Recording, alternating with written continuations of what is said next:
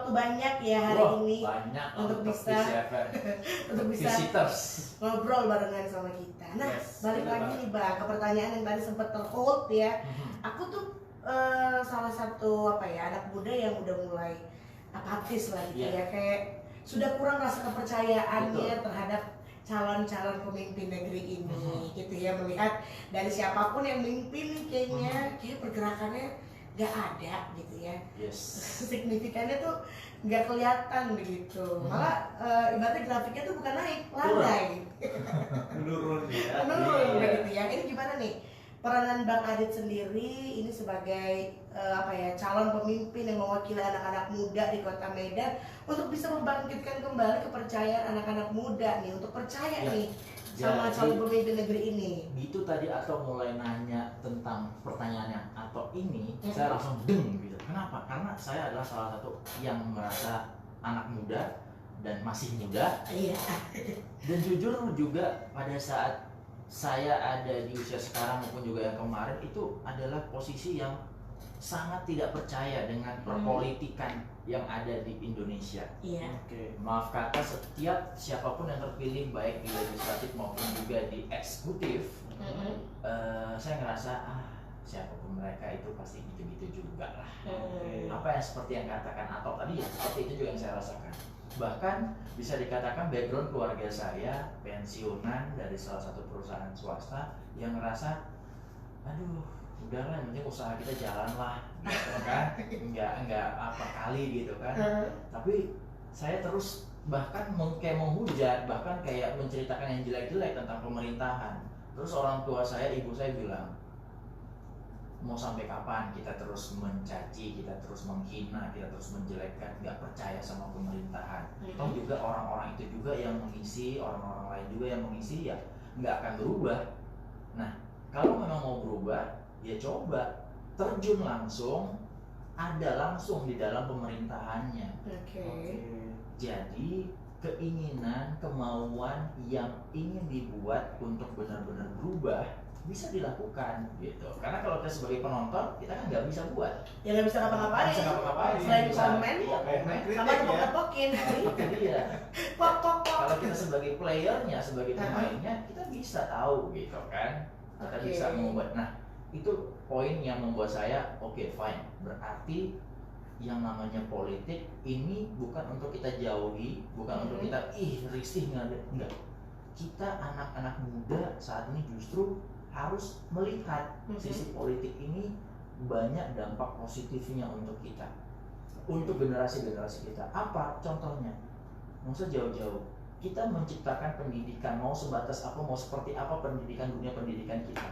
Kalau bukan pemerintah yang membuat, yang merasakan kita, ya artinya kita pengen buat baik. Artinya kita harus buat itu benar-benar sesuai dengan keinginan masyarakat, sesuai dengan beberapa contoh-contoh yang sudah ada di negara-negara yang sudah sukses, yang maju. Nah, kita terapkan di Indonesia. Yang merasakan baiknya siapa? Kita anak-anak muda maupun juga nanti generasi-generasi kita. Gitu. Jadi bukan harusnya kita buat alergi, cuman memang entah kenapa memang kita belum diberikan contoh sosok yang benar-benar bisa melihat wah itu tuh idola kita, pimpinan kita. Betul. Ya. Khususnya mungkin untuk di Sumatera Utara sendiri atau Kota Medan. Nah, harapannya kita bisa seperti keluarga di kota-kota atau di provinsi lainnya. Karena kan kita bisa lihat, nggak usah di luar negara Indonesia lah. Di Indonesia aja ada beberapa kota, baik provinsi ataupun juga kota yang warga masyarakat anak mudanya itu sudah seru, udah asik. Dan dekat sekali dengan pemimpinnya. Bahkan pemimpinnya itu menciptakan, membuat wadah untuk anak-anak mudanya. Ridwan Kamil. Nah, yang aku langsung kepikiran ya udah Ridwan Kamil. Artinya ada dan bisa dong, harusnya itu kita buat di Kota Medan. Ya minimal kita buat ATM lah, diamati, tiru, modifikasi. ATM ya, amati, tiru, modifikasi.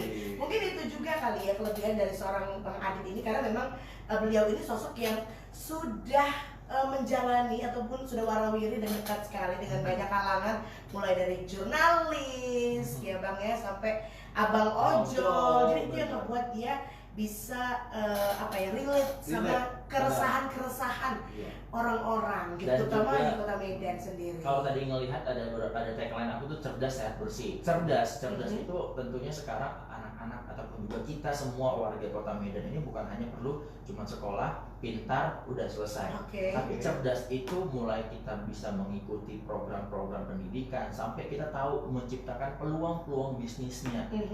Cerdas ini adalah tahap di atas pintar. Apa itu bilang cerdas? Sehat bersih. Cerdas, sehat, bersih. Tuh, bersihnya tanda kutip tadi kan. Harus benar-benar bersih ya Pak bersih, ya. bukan hanya lingkungan yang bersih, tapi pemerintahan juga bersih dari korupsi. Tapi ini Bang Adit punya hadiah loh, yang bakal dibagiin untuk visitors. Benar, buat 3 visitors yang beruntung nih kita langsung aja ya tanya pertanyaan kamu yang udah banyak banget masuk nih. Yang pertama nih dari Nia Sirian nih Bang, dia pengen nanya. Halo, selamat pagi Bang Adit. Pagi. Dia pengen nanya nih, apa aja sih program yang mau Abang siapin ke depan khususnya nih buat para anak-anak milenial nih, gitu. Nah, itu tadi kurang lebih tadi sedikit sudah kita bahas ya. Jadi memang saat ini nggak kita bisa pungkiri banyak anak-anak muda yang sudah sukses dengan usaha bisnisnya. Kalau nasional bahkan internasional seperti Menteri Pendidikan sekarang ini, Bapak Nadiem ya.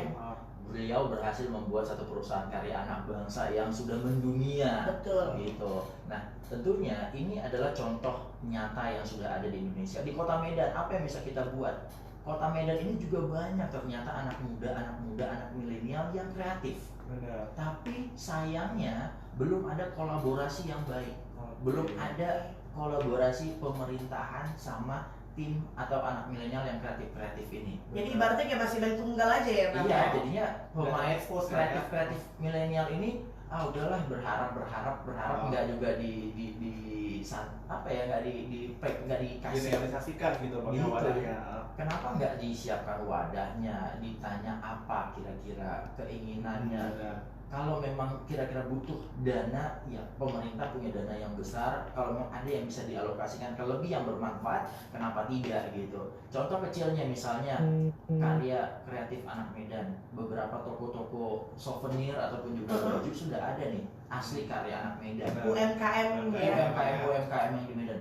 Kenapa nggak coba kita cari solusi lebih mengutamakan membeli atau menggunakan uang kita ke produk lokal. Iya.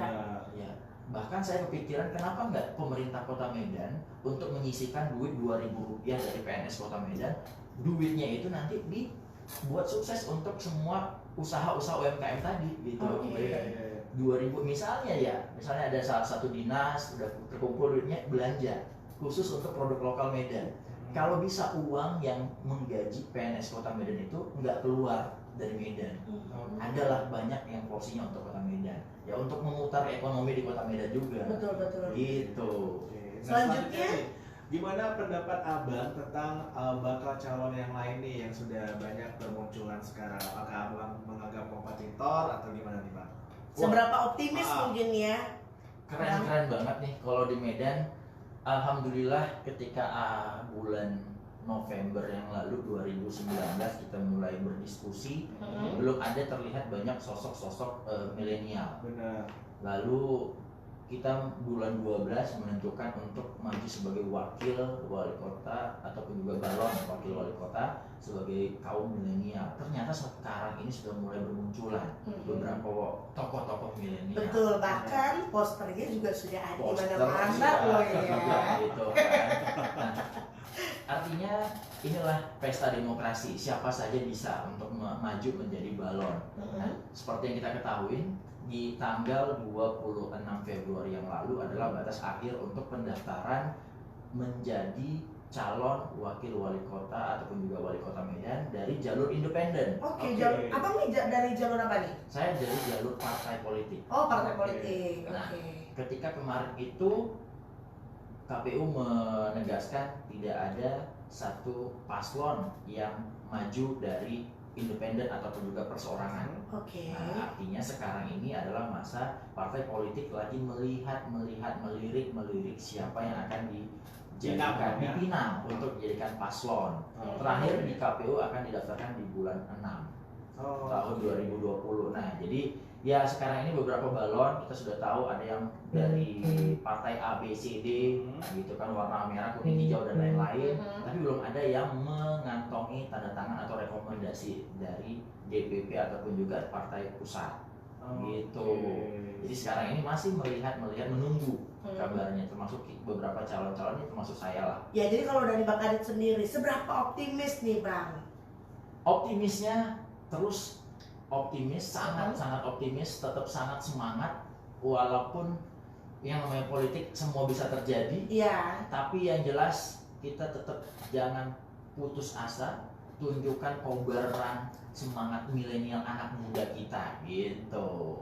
Karena saya menjanjikan anak muda pasti bisa.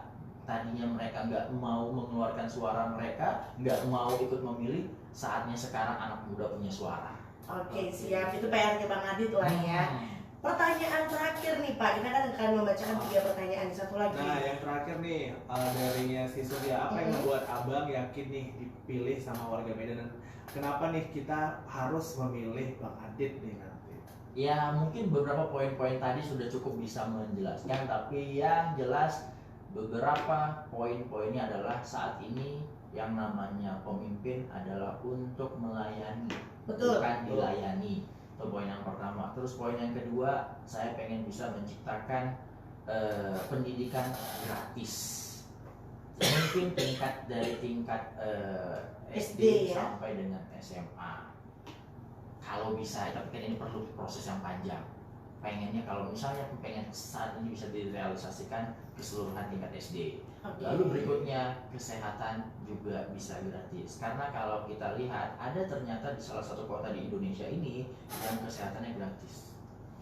Dia sakit masuk rumah sakit pemerintah tersebut dan gratis. Ya itulah kurang lebih. Itu yang Mau diterapkan juga di mau sini. diterapkan di Insya Allah. sini ya Bang ya. Amin. Mudah-mudahan kalau dipercaya. Amin. Dan sekarang nih visitors, waktu udah menunjukkan jam 9:57 menit Benar. nih. Ada salam tadi, salam terakhir? Berapa? Ada yang salam. Oh iya, dari salam abang tuh tadi. ojek online Dari tadi, Bang Hari ya. benar. Dia Sampaiin dong salamnya Ji. Kita salamnya buat Pak Adit ya, katanya kapan nih ngumpul-ngumpul lagi sama abang-abang ojek online yang lainnya, Bang? Siap. Jadi hadiahnya kita kasih siapa nih? Bang Fauji sama Kak Ato? Jadi kita udah pilih nih yang 3 tiga tadi orang aja ya. yang nanya tadi ya. Itu ada Bang Rian, selanjutnya ada Abdul dan juga Surya. Iya. 3 penanya tadi yang udah kita tanyain pertanyaannya Siap. dan juga udah dijawab nih sama Bang Adit. Tapi kayaknya waktu 1 jam untuk ngobrol-ngobrol sama Bang Adit ini gak cukup ya Pak Iya, ya. benar. Kita harus lanjut lagi nih ngobrol di luar, nih duduk di FW kayaknya. Ayo, Kalau pertanyaan saya ngopi visitors kita. yang pengen tetap keep kontak sama Bang Adit, boleh dikasih tahu nggak nih Bang, kayak sosial media Iya. atau di mana nih bisa tahu Bang Adit profilnya lebih jauh lagi nih Bang? Boleh banget. Untuk yang pengen bisa ngelihat media sosial, di IG kita indra_aditya_pranata.official. Di Facebook kita juga sama aditya_pranata.official. Jadi kalau misalnya kamu punya kira-kira keluhan terhadap Kota Medan ini, apa nih kira-kira yang pengen kamu sampaikan, bisa langsung terhubung dengan Bang Adit melalui sosial media tadi ya Bang Iya, tapi ya. sharing-sharing ya, karena kan belum punya kekuasaan untuk mengubahnya. Iya benar. Makanya kalau Semoga mau kasih power ke Bang Adit ya harus ngedukung Dukung. nanti untuk pemilihan.